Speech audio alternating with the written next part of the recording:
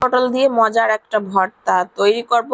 আজকে পছন্দের মাছের ঝোল রান্না করব, অর্থাৎ দুইটা রান্নাই হচ্ছে আমার পছন্দের খাবার। আসসালামু আলাইকুম। প্রতিদিনের মতো চলে আসলাম আরো একটি ভিডিও নিয়ে। কেমন আছেন আপনারা সবাই? আশা করি যে যেখানে আছেন ভালো আছেন, সুস্থ আছেন। বাজার থেকে আপনাদের ভাইয়া কিছু মাছ নিয়ে আসছিল। এই মাছগুলো আমার খুবই পছন্দের মাছ। মাছগুলোকে আমরা বলে থাকি মিনার কাপ মাছ, আর মাছগুলো অনেক ফ্রেশ এবং টাটকা ছিল। বাজার থেকে কিছু তরকারিও নিয়ে আসছিল, লাউ এবং উচ্ছে, শসা এবং পটলও ছিল। পটলগুলো দিয়ে ভাবলাম আমি আজকে একটা ভর্তা তৈরি করব, এবং পটল ভাজি সবসময় আমার খেতে বেশি ভালো লাগে। তো ভর্তাটা অনেকদিন করা হয় না। ভর্তাটা করা একটু ঝামেলা, মানে পটল সিদ্ধ করে বাটতে হয়, এজন্য আসলে অনেক সময় করে খাওয়া হয় না। নদী থেকে আপনার ভাইয়াকে একজনে কিছু খেজুর দিয়েছে, তো খেজুরগুলো আমি বের করে রেখে দিলাম। ফুলের দানিগুলো অনেক ময়লা জমেছিল, তো একটু ধুয়েও দিয়েছি। আর কিছুদিন পর পর না ধুলে অনেক ময়লা জমে যায়। আর আমি মাছগুলো কেটে নিয়েছি, সেখান থেকে কিছু মাছ আমি রান্না করব, আর ফ্রিজে কিছু রেখে দিয়েছি। সুন্দর করে পরিষ্কার করে ধুয়ে নিলাম। আর পটলগুলো আমি ঠিক এভাবে কেটে নিয়েছি, সাথে আলুও কেটে নিয়েছি। আলু হচ্ছে মাছের ঝোল রান্না করার জন্য। মাছগুলো আমি একটু হালকা ভেজে তারপর রান্না করব। আর মাছগুলো কাঁচা রান্না করলেও বেশ মজা হয় যদি একটু দো পেঁয়াজও করা যায়। কোন সবভাবেই মাছগুলো খেতে খুবই মজা হয়, যেহেতু একটু তেল বেশি মাছের। মাছগুলো আমি উল্টে পাল্টে ভেজে নিচ্ছি, আর অন্য চুলায় কড়াই বসিয়ে আমি একটু তেল দিয়ে তারপর পেঁয়াজগুলো একটু বেরেস্তা করে হালকা, তারপর মশলা দিয়ে কষিয়ে নেব। মাছ ভাজা হতে হতে এদিক দিয়ে আমি মশলাটাও একটু করে নিব, আর বাকি মাছগুলো ভেজে নেব। তারপর মশলার ভিতরে আলু একটু মোটা মোটা করে কেটে দিয়েছি, এগুলো সুন্দর করে কষিয়ে নিব।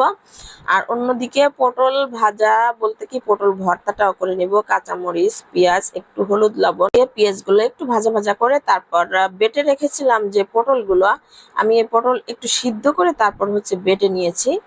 আর এর সঙ্গে পেঁয়াজ, কাঁচামরিচ সব একসাথে সুন্দর করে মিশিয়ে একটু ভাজা ভাজা করে নিব। আর এই ভর্তাটা খেতে খুবই দারুণ হয়। আলুগুলো মোটামুটি সিদ্ধ হয়ে গেছে, একটু কষিয়ে নিয়েছি। এরপর যা আমি বাটা জিরা দিয়ে দেব।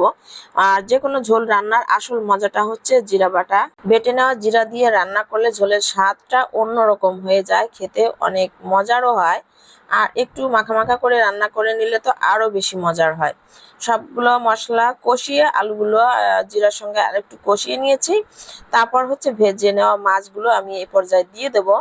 আর মাছগুলো দেওয়ার পরে এই আলু এবং মশলার মধ্যে মাছগুলো আরেকটু নেড়েচেড়ে রান্না করে নিই। মশলাটা মাছের সঙ্গে ভালোভাবে একটু মিশিয়ে নিয়ে তারপর ঝোলের পানি দিয়ে দেব।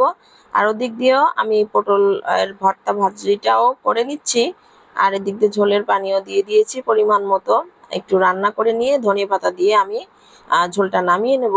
আর এদিকে পটল ভাজাটা প্রায় হয়ে আসছে, এই পর্যায়ে আমি একটা ডিম ভেঙে দেব।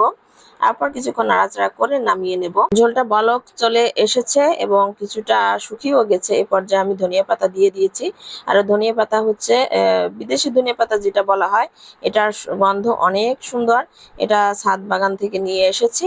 আর এদিক দিয়ে পটলের ভর্তাটা আমার কমপ্লিট হয়ে গেছে। আপনারা যারা আমার এই ছোট ছোট ভিডিওগুলো দেখেন এবং কমেন্ট করে পাশে থাকেন আর সাপোর্ট করে আছেন, তাদেরকে অনেক ধন্যবাদ। আর তাহলে আপনাদের কাছ থেকে বিদায় নিচ্ছি। ভালো থাকবেন আপনারা সবাই।